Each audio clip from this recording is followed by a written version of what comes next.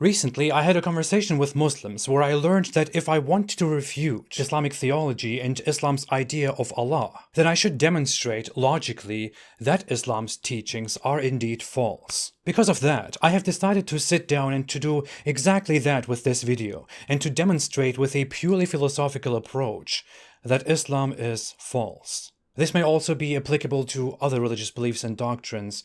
Take it as you wish. Here is why Islam is most definitely false. Islam teaches that Allah is Almighty, all-knowing, and the one who creates and decrees everything. Islam claims that Allah gave humans the free will and responsibility to choose between belief and disbelief, and that Allah rewards and punishes humans for their belief or disbelief. For Islam to be true, Allah must have created and decreed everything, and humans must be free to choose between belief and disbelief. If Allah did not decree everything, or if free will does not exist, then Islam is false. If Allah did create and decree everything, then humans cannot have free will, and cannot be held accountable for belief and disbelief. If humans have free will and can choose between belief and disbelief, then Allah cannot have decreed everything. It is impossible for both claims to be true at the same time. Therefore, Islam is false. This is a very clear demonstration, a very clear line of reasoning, which concludes that core Islamic teachings contradict with each other, and that Islam is internally, inherently incoherent. The responses to this paradox are 1. That Allah has decreed everything, but He gave you the option to choose between two paths. But if Allah did decree everything, and also decreed that you should have a final choice to make, then that means our final choice is outside of Allah's decree, which means Allah did not decree everything. That means again that Islam cannot be true. Moreover, the Quran clearly says that Allah decides who believes and who disbelieves on several occasions. The second response would be Allah has decreed the truth, and humans are responsible for falsehood and evil. This again implies that Allah did not create and decree everything, and much of what exists and happens outside of His creation and decree, which contradicts Islam's core claims, that Allah created and decreed everything from beginning to end before He even created it. A third response would be that Allah created us and knew what we would choose, because He is all-knowing, which is why He decreed our final choices and decided our punishment or reward in advance. This is the only objection that remotely seems to make sense to me, but the problem is that it only appears to make sense, but contradicts with the premises again. If Allah created humans, created everything, and decreed everything that will happen, then Allah also created the humans and their capabilities in such a way that they would eventually make the wrong choice. And He also decreed that they would eventually make the wrong choice. If Allah is the one who creates and decrees everything, then He could have simply created a human who chooses to believe in Him, and could have decreed belief for this human. Instead, Allah created a disbelieving human, and decreed disbelief and hellfire for him, which is the result of Allah's own doing. In fact, a subscriber named Ivan Sensei 88 made a comment that inspired me to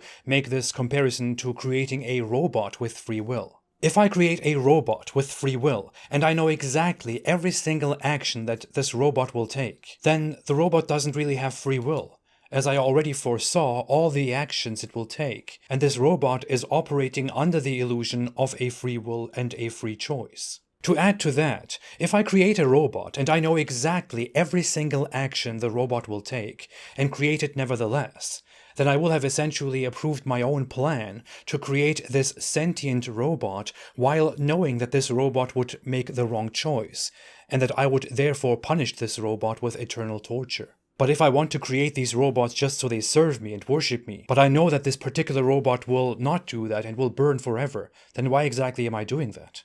Moreover, I must have built this robot with its capabilities shaped in such a way that it will eventually fail the test and make the wrong choice. And I even went ahead and programmed the robot's path and lifetime and decreed that it will fail, because I decree everything.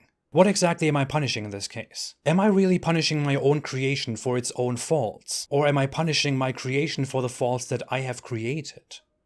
To make it very simple one more time, Allah decrees everything. Allah creates choice A and B. Allah gives the human the option to choose between choice A and B. The human chooses B. Since Allah decrees everything, Allah must have also decreed that the human would choose B. Therefore, Allah is responsible for the human's choice. The human does not have free will. This is the purely logical aspect. Of course, there is also the moral aspect to this story, or the logical and moral aspect to this story. Allah is fundamentally known as the all-knowing, almighty, and good, or the most just, the most forgiving, and the most merciful. If Allah creates humans, the test, heaven and hell, and puts the believers into heaven and the disbelievers into hell, then it is inevitable that myriads of those humans that Allah has created are bound to go to hell while others go to heaven, simply over the matter of belief and disbelief. Since He is all-knowing and almighty, He must know this, and He can easily prevent this. Since He does not change this, and He does not prevent this, and He knowingly creates myriads of humans that will go to hell, that will suffer eternally simply for not acknowledging Him, then Allah can hardly be described as good, the most merciful, most just, most forgiving. Now, justice may be hard to define, and Islam may have its own definition of what justice is. That's the entire problem with the assertion that Allah is the most just. I'm also the most just in my own sense. But what we understand by merciful and forgiving is not too hard to define. Even Islam teaches that if others harm you and hurt you, then it is better to forgive them, although it is not a command. Because all humans make mistakes, only Allah is perfect. And we should forgive each other, we should look past each other's wrongdoings. Unless, of course, people leave Islam or engage in homosexual activity or adultery, or they spread their different religions, or they criticize Islam, or they reject Islam while believing in other gods. Forgiving people for their mistakes is considered merciful and forgiving. But Allah, who is supposed to be the most forgiving and the most merciful, and who is sublime to everybody, the ultimate good, does not forgive humans simply because they do not believe in Him, because they make a mistake and they are not convinced by Him. And He vengefully punishes them and tortures them forever.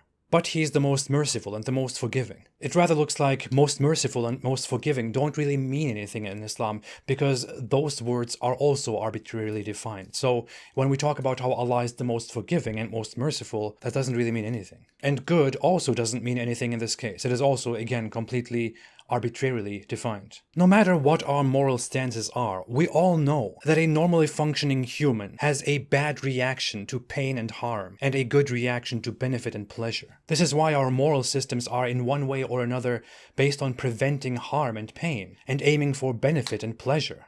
All of us would feel great pain and suffering if we were being tortured forever. We would all hate it. It would be the opposite of an ideal state of existence. If Allah knows us better than we know ourselves, yet He created a reality in which suffering exists, and in which numerous beings will be condemned to eternal suffering, then this means it is He who has essentially created suffering, created pain, created hate, created evil, created the most undesirable, the least ideal state. And He chose this to be a reality for many of His poor, flawed creatures, just because. This is by no reasonable definition the most merciful, the most forgiving, the best. This cannot be the most perfect thing. All of these reasons and arguments render Islam's logic false. Therefore, Islam is false. But of course, this is not even something that I argue on. I have already demonstrated many times, based on Islamic scripture itself and beliefs itself, that Islam is false. We should all know by now that Islam is false. Stay away from Islam.